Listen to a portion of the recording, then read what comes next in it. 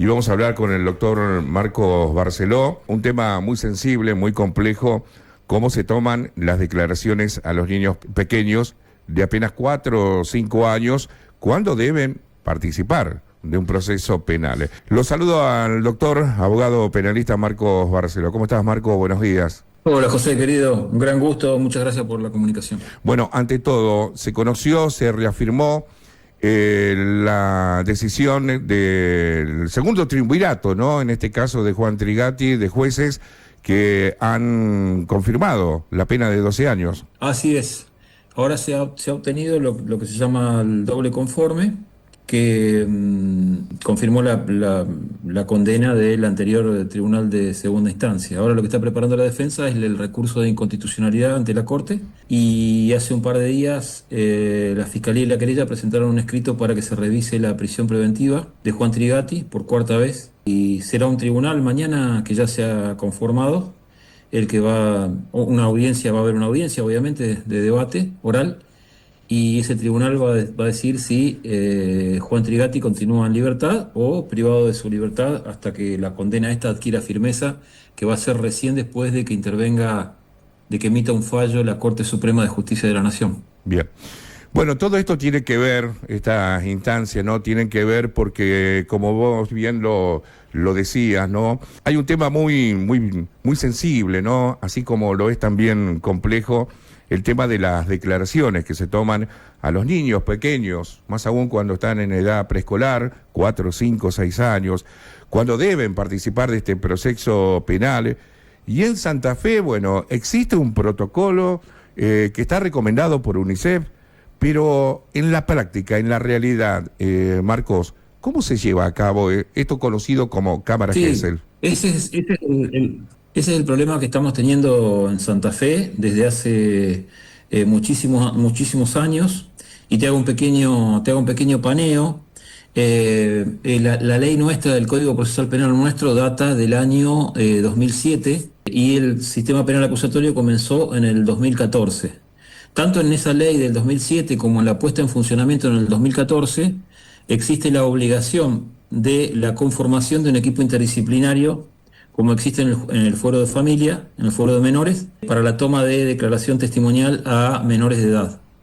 Es decir, que siempre estuvo contemplado que sea este equipo interdisciplinario compuesto generalmente es por mujeres. Nunca entendí por qué tienen que ser mujeres, pero generalmente son mujeres, psicóloga infanto-juvenil, psiquiatra infanto-juvenil, trabajadora social, terapista ocupacional y en algunos casos médico-pediatra. Eso es más o menos un equipo interdisciplinario completo, como el que funciona en familia. Este equipo interdisciplinario no se puso en funcionamiento hasta el mes de junio del 2025.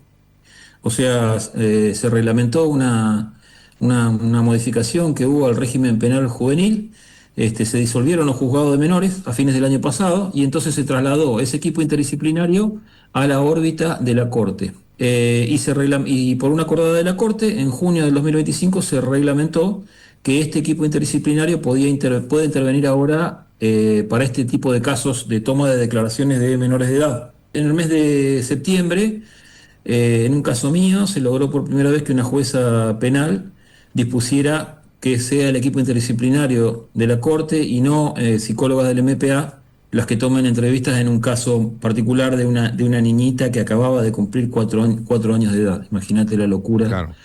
Esa omisión de conformar el equipo interdisciplinario se suplió de distintas maneras, con distintos equipos de psicólogos de distintos organismos estatales, hasta que en el año 2019 se instauró una práctica judicial, que yo le digo que es una práctica judicial aberrante, prácticamente incuestionable. Es decir, en el año 2019 comenzaron a tomarse las cámaras Gesell a través de psicólogas del MPA, que son un equipo de 4 o 5 psicólogas que son empleadas del MPA, que trabajan a requerimiento de los fiscales, tanto del fiscal regional como de los fiscales de género, que cumplen determinadas funciones dentro de la Fiscalía de Género, trabajan codo a codo en las mismas oficinas, y luego de cumplir distintas funciones llegan, por disposición del fiscal del caso, a tomar una declaración testimonial en cámara Gesell en los casos en que así son autorizados, que es prácticamente en el 100% de los casos, hasta ahora, hasta este año 2025. Esas entrevistas en cámara Gesell, que debieron haber sido cuestionadas todo el tiempo por las defensas, nunca fueron cuestionadas, y la mayoría de los abogados defensores se entregan mansamente y van a una cámara Gesell tomada por una entrevistadora que tiene la obligación de investigar todo un abanico de líneas, digamos, de investigación, y únicamente entra a investigar la línea sigue la línea de la hipótesis acusatoria, obviamente. Como hay un protocolo que se llama protocolo NICH-D, que es un protocolo de guías de buenas prácticas de UNICEF, es decir, hay muchos protocolos de entrevista en cámara Gesell para tomar estas entrevistas. En Santa Fe se usa un protocolo que se llama NICH-D, que es muy fácil de buscarlo, lo googleás ahora y es un protocolo de 10 páginas, muy fácil de entender, donde se lo guía al psicólogo cómo hacer ese tipo de preguntas. ¿Y cuál es la trampa acá, entre las varias trampas que hay, ¿no? Que en la mitad de la entrevista en cámara Gesell se hace lo que se denomina una pregunta de invitación. El niño viene hablando de distintas cuestiones, de acuerdo a ese protocolo, relacionadas con su vida y demás, y en un determinado momento la psicóloga le pregunta, bueno, Juancito, contame lo que me viniste a contar acá. Se llama etapa de investigación, y esa se llama una pregunta de invitación. Luego de esa pregunta de invitación, este protocolo establece qué es lo que tiene que hacer el psicólogo de acuerdo a las distintas respuestas que puede dar el niño. En el caso de que el niño responda acusando, como sucedió en el caso Trigatti, es decir, después de la pregunta de invitación, las niñas contestaron, el profesor Trigatti me tocó la cola, con el juego del gato, con el juego del oso, más o menos, siempre fue más o menos en líneas parecidas. Y ahí el protocolo es muy estricto de que no se puede pasar de ahí a las preguntas cerradas, y más en niños de esta edad. No se puede pasar a preguntas cerradas, que es lo que hacen las psicólogas del MPA invariablemente. Es decir, ¿qué es lo que hay que hacer después de que un niño contesta eso? El psicólogo tiene que tratar de buscar lo que se denomina relato libre, que el niño relate libremente y sin interrupciones lo que sucedió. Eso que acaba de decir, que lo explique dentro de un contexto, dentro de un cuento, de una película. Entonces se le hacen determinadas preguntas abiertas: quién, cuándo, cómo, dónde, contame cómo sucedió, a dónde estaban, en qué lugar estaban, para que el niño se intente buscar un relato libre, que es lo que nunca sucedió en este caso. ¿Qué es lo que hacen las psicólogas del MPA? En forma totalmente artera, saben perfectamente que esto es así, pasan directamente de la respuesta del niño, que ya viene como en un disquete, el profe Juan me tocó la cola, a las preguntas cerradas. ¿Y cuántas veces te tocó? ¿Una o muchas veces? Son calcadas las preguntas, ¿eh? No, una, no, muchas. ¿Y te tocó por arriba o por abajo del pantalón? No, me tocó por abajo, no, me tocó por arriba. ¿Y cuando te tocó el pantalón, a vos te dolió, no te dolió, sí me dolió, no me dolió? Toda una serie de preguntas cerradas, y ya con eso vos ya tenés la acusación. Sí. Vos ya con eso tenés la acusación. En algunas entrevistas, las psicólogas invierten el orden, y después de estas preguntas cerradas, porque invariablemente los niños de edad preescolar, hay un ejemplo que a mí siempre me gusta dar, que los niños de esta edad siempre responden, José, siempre. Hay un experimento que se hizo con niños en edad preescolar en Canadá, donde se le pregunta a 20 niños de qué color es la barba del profesor de música, ¿está? Entonces, 13 contestan de color negro, 5 contestan de color blanco, y 2 niños contestan, el profesor de música no tiene barba, que esa es la verdad, el profesor de música no tiene barba, ¿me entendés? Claro. Si los niños contestan, no es que te pueden decir, no, mira, la verdad no me acuerdo lo que me estás preguntando. Si Marco, vos le preguntás a un niño, el niño contesta, sí. O sea, con todo lo que estás detallando de cómo se realizó esta toma de cámara Gesell, uno piensa que acá no hay imparcialidad, que en este caso se está induciendo también a través de esas preguntas cerradas que vos marcás al niño, ¿no? Buscar lo que quizás la profesional quiere llegar en ese momento, sin siquiera ampliar un poco el contexto, como para que el niño también esté cómodo y tranquilo y seguro de lo que cuenta. Entonces uno se pregunta, no se aplica el protocolo correctamente. Entonces, ¿hasta qué punto esta entrevista puede reflejar la verdad de lo que quiere contar el niño, la verdad de los hechos. O sea, ¿hasta qué punto es creíble?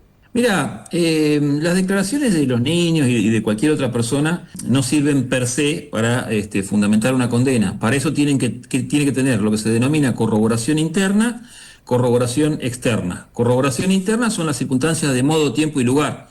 Si un niño te dice, por ejemplo, vino un marciano y me tocó la cola, bueno, no tiene coherencia interna.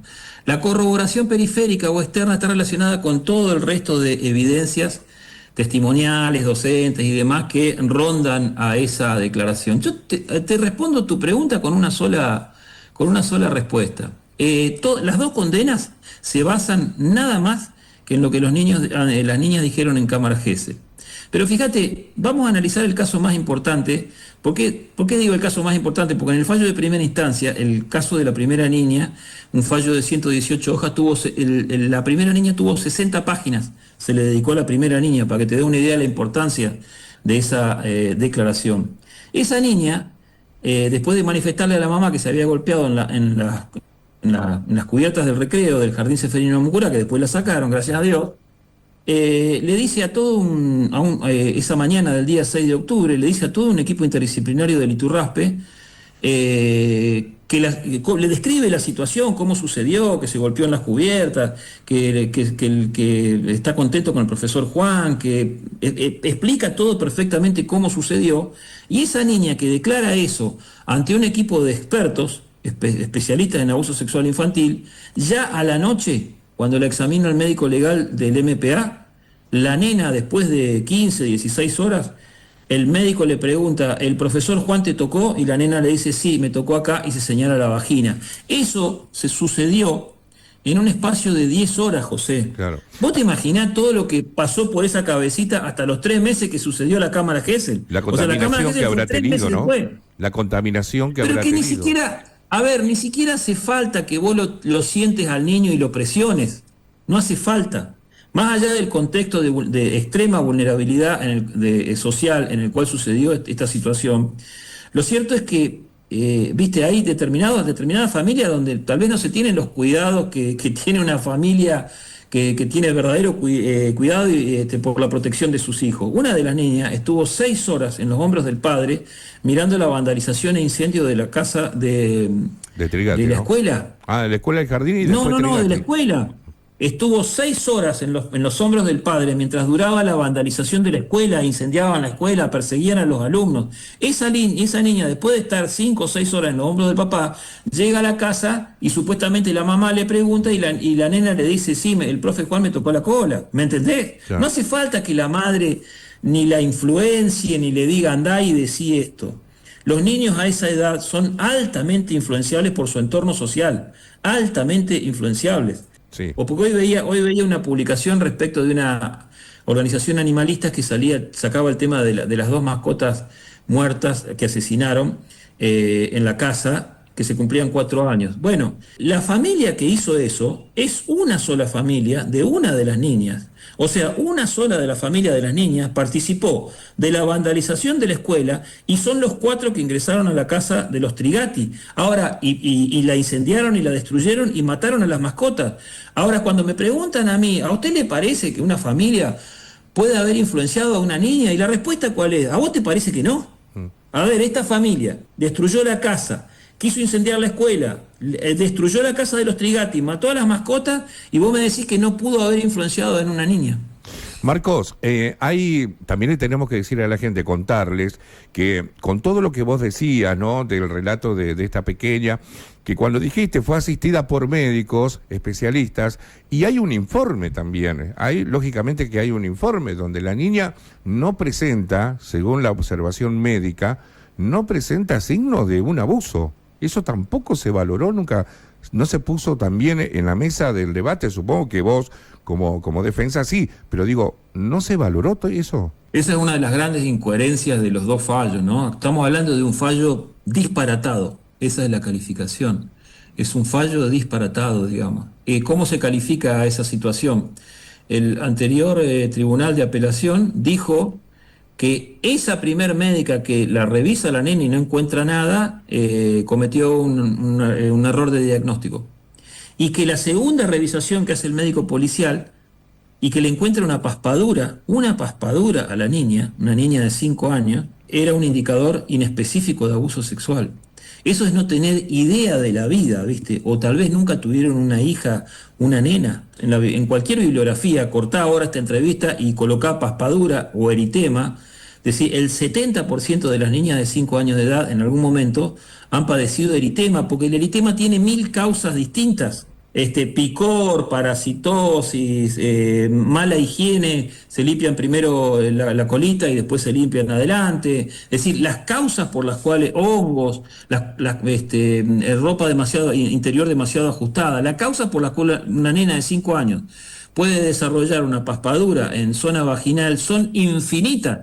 Eso se recontraprobó en el juicio porque a muchos médicos se los interrogó sobre esta cuestión, inclusive a este médico en particular, al médico policial, se le hicieron no sé cuántas preguntas de este tipo. A ver, doctor, usted habla que el médico nunca dice que el enrojecimiento ese es síntoma inespecífico de abuso sexual infantil. Eso lo dicen los jueces, algo increíble.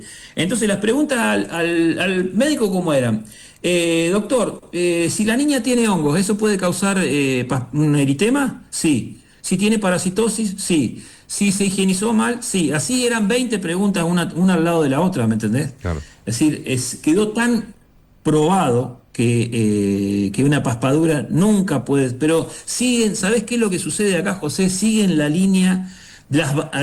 toman como cierta las barbaridades que dice Matías Broggi, que es un fiscal del MPA, que suele decir estas barbaridades, y después la plasman en sus sentencias, ¿me entendés? Vos buscá ahora eritema como síntoma inespecífico de abuso sexual infantil y es abrumador la información que hay en la web respecto a esta cuestión. Pues sabe que me surgen muchísimas preguntas, como seguramente a la señora, al señor que está escuchando, ¿no? Pero me quedo con este interrogante, si realmente, bueno, ¿es la voz del niño? O es lo que el profesional quiere interpretar o que quiere dejar como verdad del niño. No, lo que pasa es que las cámaras Gesell tomadas de esta manera, yo vengo poniéndome a esto con mucha dureza y más ahora que se ha reglamentado la participación del equipo interdisciplinario, no voy a permitir que nunca más una entrevistadora del MPA me tome. El problema es que estamos teniendo, José, que estas cámaras Gesell así de esta manera se están tomando desde el 2019. Hay miles de condenados erróneamente, miles de hombres presos inocentes por este tipo de cámaras Gesell. Te hago una pregunta, porque es la pregunta que nos hacemos todos, ¿no? Teniendo en cuenta todas estas pruebas, teniendo en cuenta este proceso donde el primer fallo judicial lo absuelve de todo cargo a Juan Trigatti, ¿qué hay detrás de todo esto? ¿Qué pasa con los jueces, que son los que determinan, los que imparten justicia? ¿Qué pasa en el Ministerio Público de la acusación? Digo, ¿qué hay detrás de todo esto? ¿Hay intereses económicos? ¿Hay egos de profesionalismo? ¿Hay necesidad de generar una mejor, jerarquizarse en la profesión? O sea, ¿cuál es el sentido de meter tantas personas presas con causas infundadas, armadas? Mirá, hay todo un movimiento ahora, esto es lo que yo percibo, ¿no? Sobre todo en los jueces de primera instancia, en los más jóvenes, que ya están recontrasaturados de este tipo de atrocidades, de barbaridades judiciales, y me da la sensación de que hay todo un movimiento sobre esto, porque, digamos la verdad, acá hay 2 derechos penales, son los que se aplican en Santa Fe, ¿no es cierto? Uno, el derecho penal de la perspectiva de género, perspectiva de niñez, infancia, y toda una interpretación desmesurada de esas perspectivas, y por otro lado los jueces más serios que se apegan a la aplicación estricta de la ley penal y de la Constitución provincial y nacional. Esa es la realidad, hay una gran resistencia. 6 de los camaristas los 3 jueces de primera instancia son justamente parte de este lote de jueces sumamente serios.